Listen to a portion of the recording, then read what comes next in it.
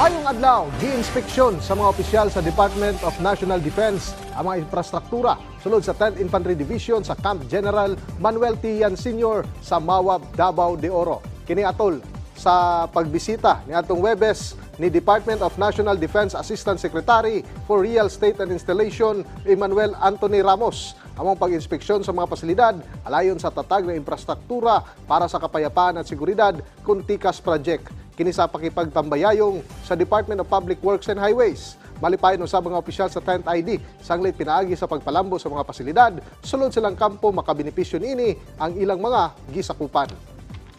Samtang ibutyag sa Davao, Mindanao, Advocates Association Incorporated nga nasa 16 ang natala nga nagpositibo sa Human Immunodeficiency Virus kon HIV sa mga bagong himugso diha sa Southern Philippines Medical Center kon SPMC. Among datos natala as of December 2023 kung asa natapdan sumala pa ang mga bata pinagi sa vertical transmission. Kini ang mga inahan nga dunay HIV ug napasa silang anak sa kasamtangan nga anaa pa lamang sa siyam ang HIV positive.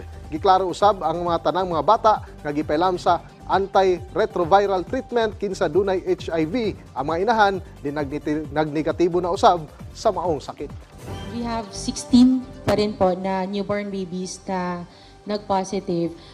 Pero we have to remember, yung mga nag-positive po na babies, they're coming from mothers na hindi po naka-ART. Alright? Wala pa po tayong case na naka-ART or nakagamot po na ongoing po yung medication ni mommy, tapos positive si baby. Wala tayong case pa po na ganun na reported here. And then what are... Og mao kadto mga nag-unang mga balita gikan dinhi sa PTV Davao. Ako si Julius Pakot para sa Pambansang TV sa Bagong Pilipinas.